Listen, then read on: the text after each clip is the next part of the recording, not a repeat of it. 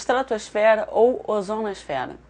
Ela é composta de nitrogênio, a maior parte, 78%, oxigênio, uma pequena parte, 20%, e na parte inferior da estratosfera encontra-se a camada de ozônio, de 15 a 30 km mais ou menos. A estratosfera ou ozonosfera ela vai de 15 a 50 km mais ou menos. Bom, o que acontece? Na camada de ozônio, a partícula de dióxido de carbono ela reage com o íon oxigênio, formando o gás ozônio, que é o O3. E absorve esse gás, absorve calor e filtra os raios ultravioletas.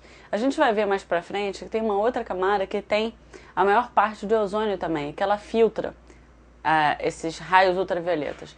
Mas a camada de ozônio, logo da estratosfera, que ela é importante para filtragem desses raios que fazem mal para a gente também e fazem mal para o meio ambiente. Tá? Essa camada circulam os balões atmosféricos que reúnem os dados sobre o tempo até os 50 km onde a camada vai. Bom, agora um esquema complementando as camadas com a estratosfera. Tá, agora a camada mesosfera, ela vai de 50 a 80 km mais ou menos.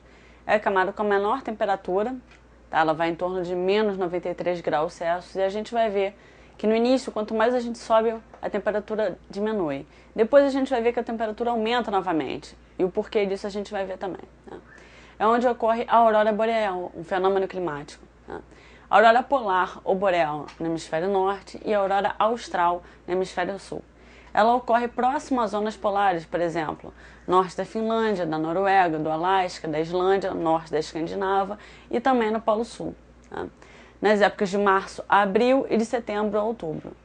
Ela ocorre em decorrência dos ventos solares. Por quê? Porque são carregados de partículas elétricas, tá?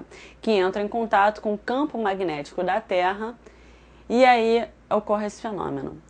Normalmente ela é de coloração esverdeada, isso se deve aos átomos de oxigênio nas altas camadas atmosféricas que emitem luz verde, ao serem excitados pelos eletrodos em alta velocidade do raio solar.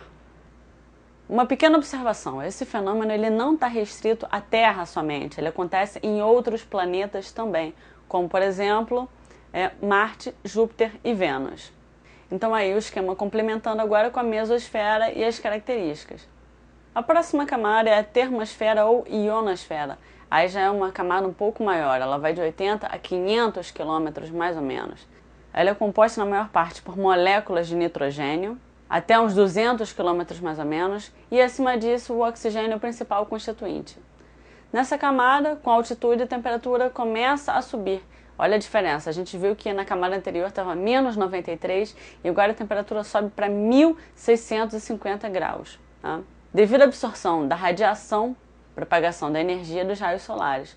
Como a gente tem maior emissão dos raios solares, ele aquece essa camada. Tá?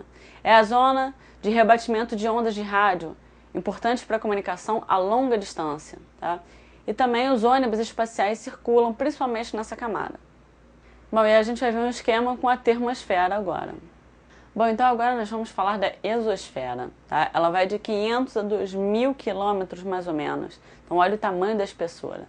É a camada mais externa da atmosfera, composta principalmente de hélio e nitrogênio.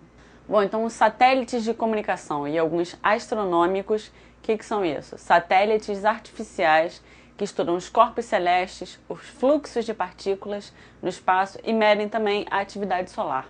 Eles orbitam, eles circulam a Terra. Tá? Principal camada de filtragem dos raios ultravioletas. Por quê? Porque a gente viu que na estratosfera tem o ozônio que ele filtra também uma grande parte. Mas como essa camada está mais externa, ela recebe a radiação direta. Então ela filtra também muito desses raios ultravioletas. Só que ela deixa uma grande parte desse ultravioleta passar ainda. Então é importante que a estratosfera ela filtra mais ainda, ela absorve esses raios que fazem mal para a gente e para o meio ambiente. E aí o esquema final complementando com todas as camadas e suas características.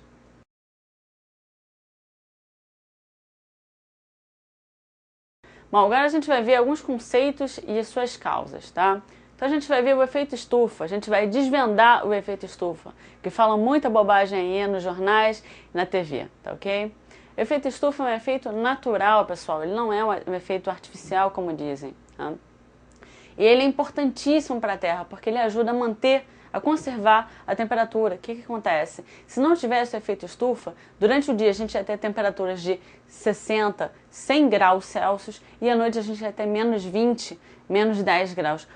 Não ia ter como a gente conservar a vida aqui, porque nenhum organismo ia conseguir sobreviver a essas diferenças de temperatura. Então o efeito estufa ele ajuda a manter as diferenças entre as máximas e as mínimas de temperatura, ou seja, então esse efeito ele é essencial para manter a vida na Terra.